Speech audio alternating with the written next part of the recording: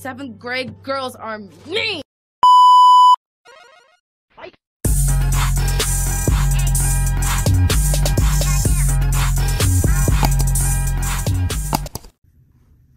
Before we get into this video, I'm sorry for the beep that you just heard, noise in the background. What's it called? Smoke detector. Okay, yeah.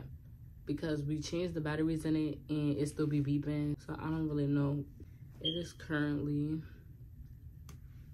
2:56 in the morning. Hey guys, welcome back to my channel.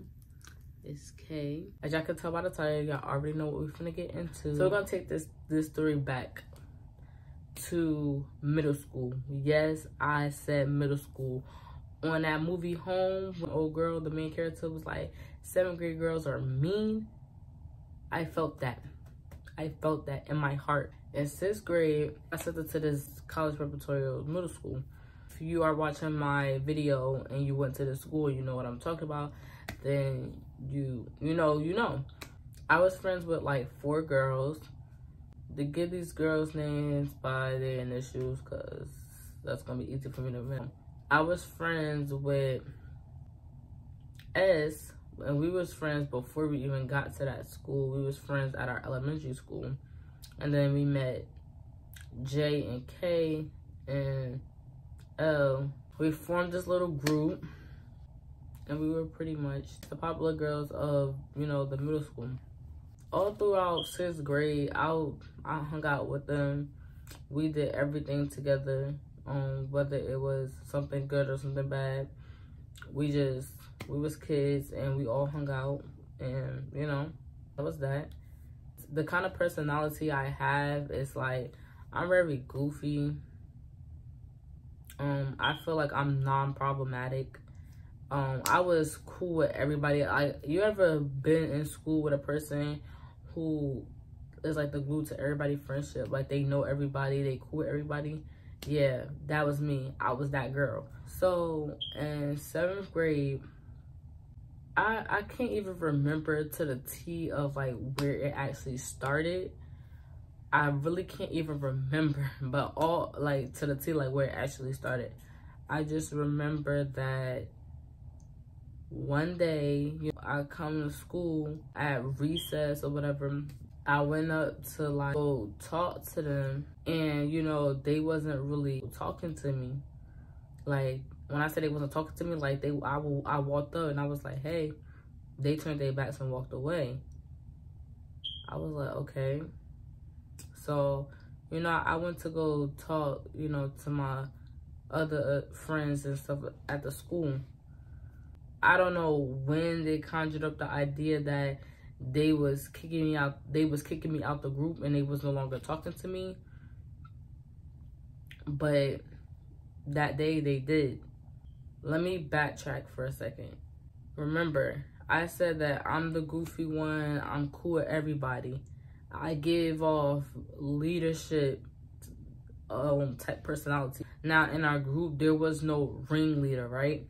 But to everybody on the outside looking in, you know, they felt like, you know, there was like some type of ringleader. Like, maybe I was the ringleader or I gave ringleader vibes. I don't know.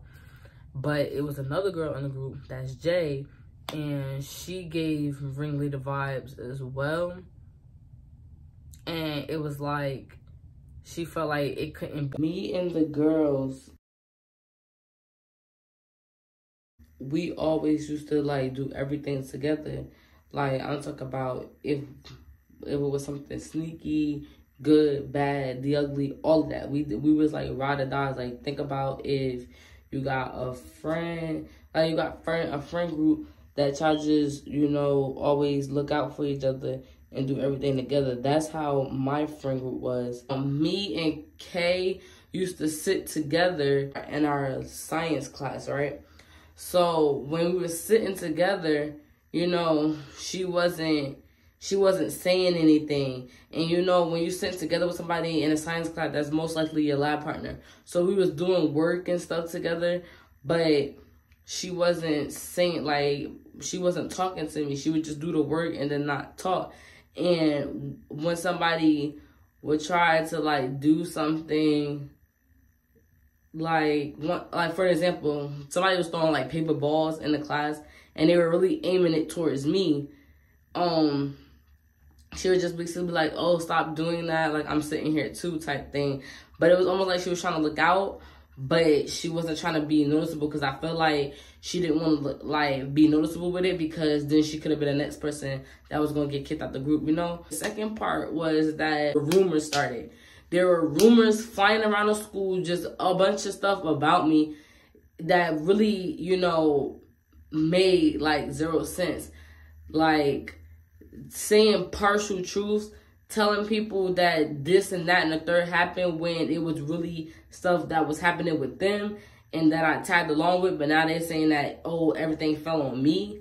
That was really where it just like, that was really where the school started to take play and everything. So I became a school outcast because nobody wanted to be seen talking to me or associating with me because of, you know, the rumors and stuff. You see my group done, you know, outcast me, done exiled me. So now they're like, okay, we gotta treat like outcast too. And it was some people that was staying on the sidelines that, it was some people who was on the sidelines that didn't really agree with what was going on, but they didn't want to stand up and they didn't want to say anything. So I just pretty much was just really alone. Didn't even want to do nothing. I stopped going to practice. I was like on the church team. I stopped going to practice. I stopped showing up to my clubs, like activity clubs and stuff that I was in. I just started being alone. And what pushed it was I went to the cafeteria one day.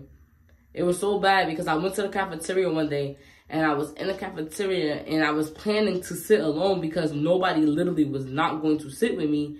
So I was planning to sit alone, and then somebody literally threw their lunch at me, and in front of the whole cafeteria. And then the whole cafeteria looks and just laughs. And then I just turn around and I walk out. Like, I'm telling you, I just walk out. I'm like, okay, like, I was so embarrassed. I didn't even know what to do. So that's when I really just started withdrawing from school, from school and from people and from everything. I was really becoming really depressed. Like, I'm talking about, I'm in 7th grade. I'm no older than probably 12, I believe, like 12 or something like that. And I'm sitting here being bullied by the entire school. Like, it felt like the entire, literally when I say the entire school hated me, I really mean that. Like, the entire school hated me for nothing. Like, it felt like a simple friendship altercation turned into the whole school, and still to this day, I really don't know why. I didn't even eat. I wouldn't eat at school. I didn't eat in the cafeteria, and like I said, I didn't do anything. So I would try to stay upstairs, like in my teacher's classroom. Some teachers was cool. They let me stay, and some teachers didn't. But at the end of the day, I didn't tell any teachers about what was going on. I just made it seem like, hey, can I come sit in class? Now, some teachers was like, oh, you can't do that. You can't, you know, you got to go downstairs to the cafeteria and to, you know, to eat your lunch and stuff. You can't sit up here with me. But then some teachers was like, oh, you can sit. But my only thing was, I was so withdrawn from everything that I don't understand why no teacher had intervened. And see, I was in every club at that school, and I was a social butterfly. I was friends, and I talked to everybody. Out of nowhere, you don't see me talking to anybody. You don't see me with nobody. You don't see me show up to any events, any practices, no nothing. And then you see me wanting to, and you see me all the time. You always see me alone, and I wanting to be around, like, I want to come upstairs for lunch and be around teachers at the only time of the day at school where you get to be the most social. Y'all don't see nothing wrong with that. When it escalated is when they decided to, the whole friend group, go to the principal's office and just tell them, like, oh, when she's over at my house, She's meeting boys. She's doing X, Y, and Z outside of school. Y'all know when I talked about them flying rumors around? The flying rumors was that I was a hoe. Yes, let's put that out there because there's no point of dancing around it. But they were saying that I was doing stuff. I was lying, telling my parents to go to their house to do X, Y, and Z, to be with X, Y, and Z. All these, like, just saying all of this stuff, like about me. Now, what's crazy is, like, the group I was in, like, they were a bad crowd. Like, when we were young like that, they were about a bad crowd. We collectively were going to parties, people's houses that was way older than us, all this stuff. Like, we were collectively doing that together. Like, if one person out of the group wanted to see somebody, some boy or whatever, we never let that one person go off by themselves. As friends, we would collectively go with that person, just, you know, as a wingman, I guess, or just to make sure they say, like, you know, stuff like that. When you're like, you understand, you know, how it was. So when they decided not to be friends with me no more, they put everything on me. And every outside thing that's not happening in school, they brought that to School Matters. So my principal was sitting there in the office listening to them, and it was the most insane thing because it was almost like they were gaslighting me and reversing the situation. They was telling the principal that I was the bully, that I was making up lies, and that da-da-da-da. But I'm like, bro, the whole situation was literally my whole 7th grade year. I'm talking about 7th grade. You start school when? September or August, whatever y'all start school. In Jersey, we started school in September. I'm talking about from September to freaking June, I was being bullied the whole year long. I was being bullied. I was the outcast to the school, and nobody never said nothing until they went to the principal's office. And when they went to the principal's office and said whatever they said, now all of a sudden the principal calling my parents. You know, they want a parent-teacher conference. So they calling my parents. And now all of a sudden, I got to go to the guidance counselor. Why do I have to go to the guidance counselor? Now, I'm thinking about they're going to want me to come in and explain, like, what's going on. Because they noticed that, you know, I'm depressed and the whole school hate me. No, they call me to the office. They want me to go to the guidance counselor office to explain why, like, basically, I'm doing all of these stuff outside of school and this and that and what's going on at home. Okay, I have a technical difficulty. But now, at this point, it was already more rumors circulating around that I was going to the guidance counselor office and I was going to tell her everything about everything that was going on, and that I wanted to supposedly fight the friend that, you know, I named Jay, that I supposedly wanted to fight Jay for whatever reason. That was not even the case. That was not even the case. I got called to that office to discuss whatever they went to the principal office and told her. That's what I got called to that office for. But however, when I got into that office, I told them, y'all wasn't trying to help me then. I don't want y'all help now. I'm not finna speak. I'm not finna say anything because she's going to come in here. She's going to come in here and she's going to want to fight. I know how I get when I fight. I know how she get when she fight. And it wasn't going to be it wasn't going to be good. It wasn't going to be good. Like, it wasn't going to, like, it really wasn't going to be good. Because at that point, I was so fed up and angry. And hold up, before we even get to that part, my mom came to the school, right? She came, wait, did she come or was my grandmother? I think her and my grandmother both came to the school because my dad was working, whatever the case may be. She came to the school. My grandmother believed me. My grandmother was on my side. Like, you know, she was already know, like, all of this can't just be me. They got a part to play in it too. My mom, on the other hand, she was just so pressed and mad about, you know, oh, You know, why was you running around with the wrong crowd? If you know that they was doing wrong things, why was you staying hanging out with them? All this stuff, hoo-ha, hoo-ha. Like, she was just focusing on that. So I already felt like now I don't have nobody in my corner at home, because now you're sitting here believing what they saying or not believing, whatever the case may be, but you're not on my side, and that's bogus. That was bogus to me. Back to when we was in the office, they're still wanting me to talk. They're still wanting me to talk. I'm like, I'm not talking. I'm not saying anything. And the crazy part about this is that they wanted me to talk and tell my side of the story for their pure entertainment. They was not there to help me. They literally said, oh, whatever you say in this office was going to be confidential. I barely said anything, but what I did say was that I'm not saying anything because I'm not going to, I was like, she's going to come in here, she's going to want to fight. And I'm telling you, she's going to want to fight. I'm not about to fight this girl. Like, I'm not about to fight this girl. And if I fight this girl, y'all going to be having to call the police, whoever, because it's going to be a bad fight. Like, it's going to be bad. They were instigating. They were instigating because she did end up coming to the office. She came to the office. She riled up, ready to fight, doing all what I said she was going to be doing. And I just, you know, move my chair back. I move my chair back and I'm just sitting there like, because now at this point, I don't have a choice. She's in here riled up. We're about to end up fighting because they wasn't even doing anything to hold her back. There was nothing being done.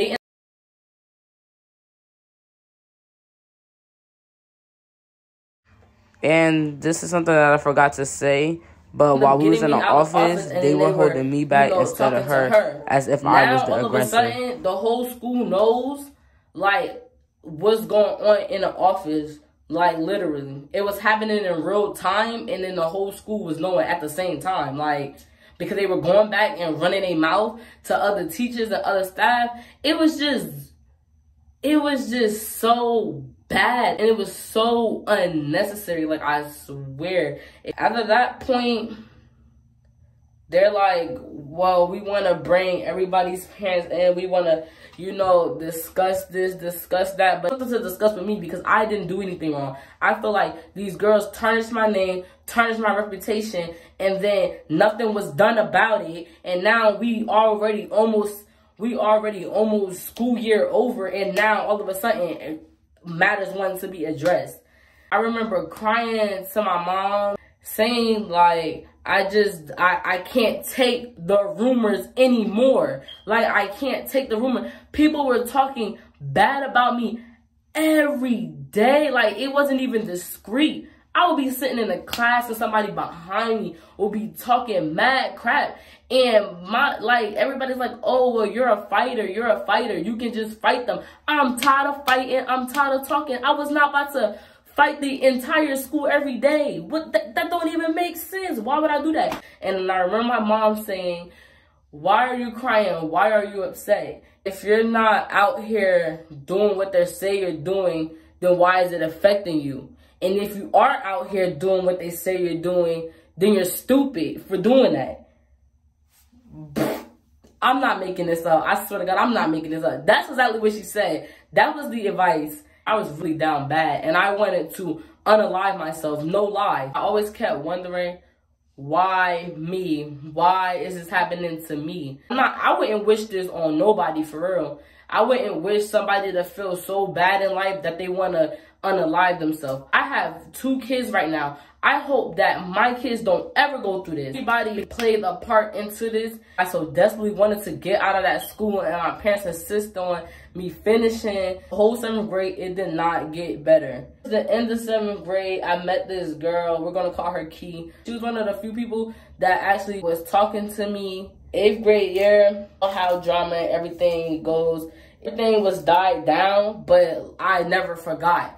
People started talking to me again, or trying to talk to me again. I didn't really talk to everybody because at that point, I feel like, you know how character development, you know, happens throughout trauma and just regular, like, just in general, your character builds and builds as you grow up, right? I feel like that was, you know how they say, oh, every villain has a backstory. I feel like if I was a villain, or if I did anything, or if I didn't trust you as a female friend and I always kept my distance, it's their fault. Because after that, I swear, I don't think I ever...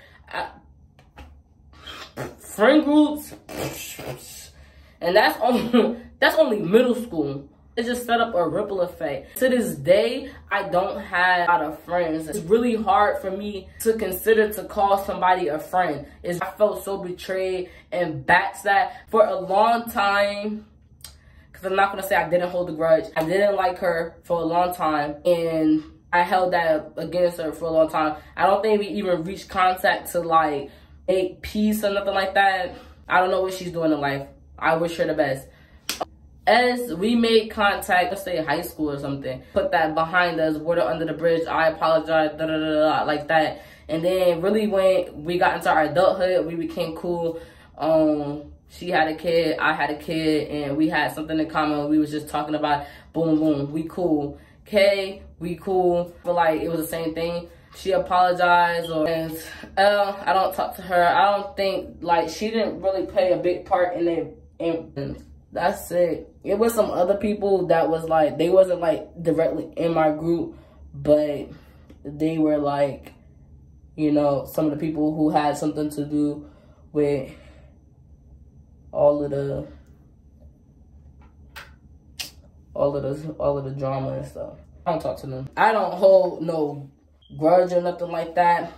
I'm not bitter or mad about it. I hope this video reached somebody who's in high school, middle school, college, whatever. I hope that never happens to anybody.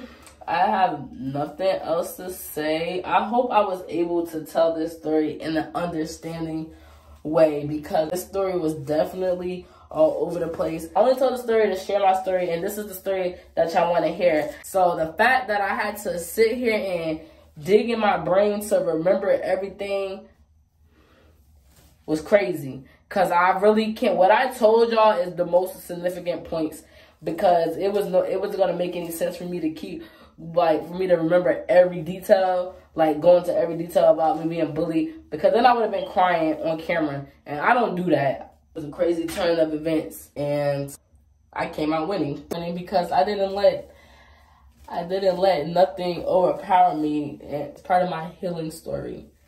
Some people don't like you so bad that they will literally kill you. I'm going to end it with a positive note.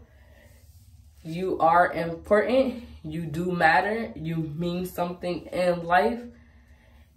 And don't ever be scared to ask for help, to reach out for help, or tell anybody. If I had told one of the teachers who was, you know, trying to figure out, because they were noticing, if I had just at least told them, maybe it could have went different from me. I'm just glad that it was over and it passed, and I was able to just heal myself on my own. So I forgot to record an outro, and I just wanted to say, if you are experiencing bullying, you should reach out to someone you trust, and you can even call a suicide hotline. Mental health is very important, and I just wanted you to know that you do matter. Thank you for watching my video. Please stay tuned for more. Don't forget to subscribe, comment, and like, and hit that notification bell to get notified every time I post. Bye.